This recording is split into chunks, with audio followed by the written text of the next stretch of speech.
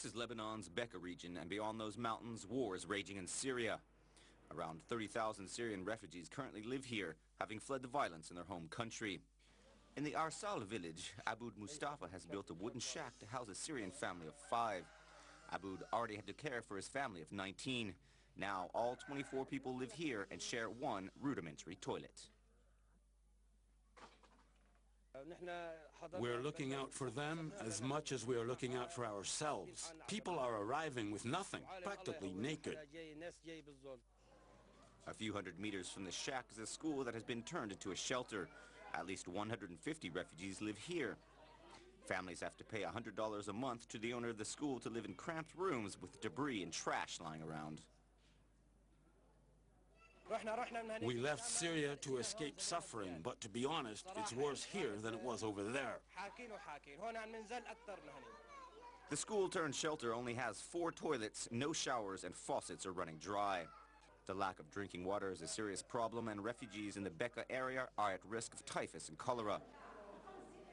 UNICEF has begun a voucher program in Bekaa to supply drinking water.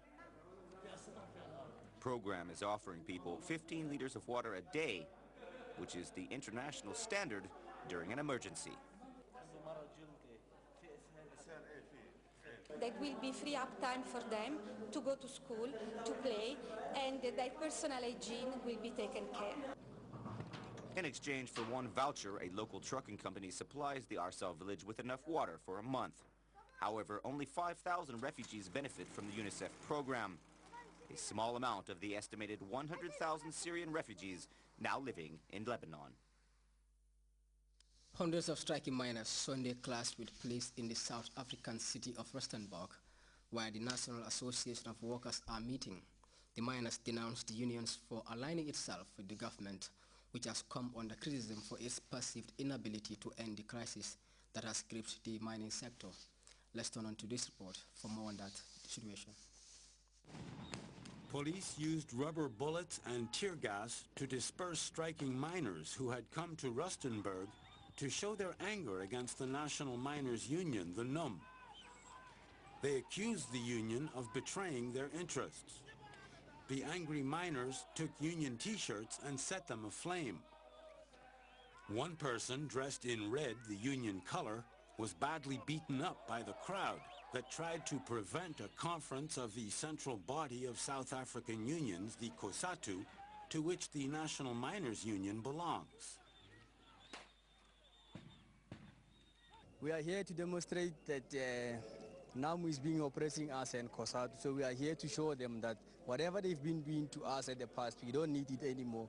We need the living wage that we can live. The rally on Saturday was supposed to re-establish the authority of the central body of unions, the COSATU, over the mining sector.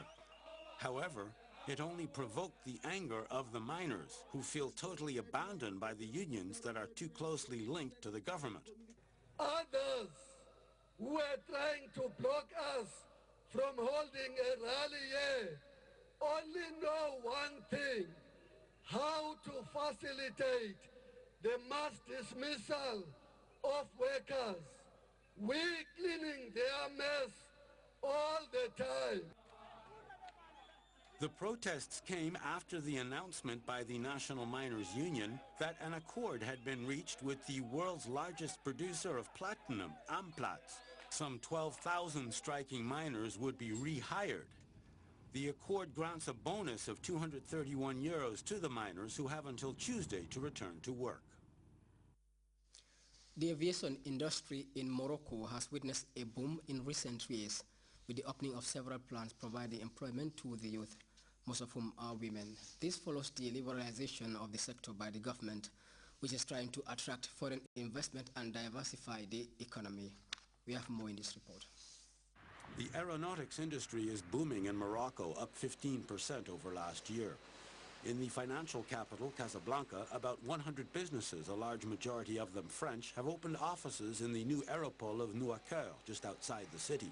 It is well placed in terms of competition and low-cost labor. Skilled workers here have beginning salaries of €250 take-home a month. This is a problem. Salaries are low in this sector. compared to other sectors. The French company Grts has been assembling cockpits and plane cabins for major aeronautics manufacturers such as Airbus, Dassault, and Bombardier. The company employs some 55 salaried workers in Morocco and wants to triple that figure within 3 years. Our strategy in Morocco allows us to maintain stable labor cost and to continue opening new markets for our clients. The strategy is based on a dual-site structure. The R&D work is still done at our existing sites in France, and the products are assembled at this production site in Morocco. The Moroccan government is investing in education. With 2 years of university-level engineering classes, Zuhair completed his training while working and going to school. Aeronautics is very demanding and quality-driven. The work also requires dexterity. This means women are also employed. At Grts, 30% of the workers are women. This is something of a revolution in the industrial world in Morocco. From Morocco, there we go for another short break. We'll be back.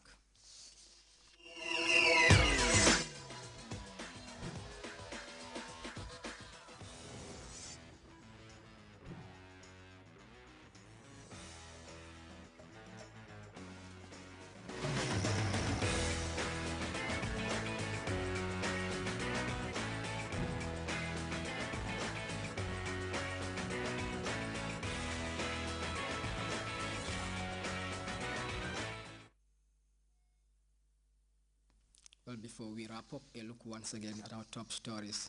A community-based organization in the West Coast region has unveiled a house constructed out of plastic bottles and disposed materials. United Nations High Commission for Refugees has estimated that 2,000 Senegalese refugees are living in the country, this according to the latest survey mounted by the humanitarian organization. Thousands of Syrian refugees are fleeing neighboring Lebanon to escape fighting between government and rebel forces. And striking miners and police fight running battles in the South African city of Rustenburg as the main trade union meet to discuss the crisis that has hit the mining industry. That's all in this newscast. Thanks for the pleasure of our company. Do stay tuned to GRCS and enjoy the rest of our programs. From me, Farmer Fofana. Bye-bye.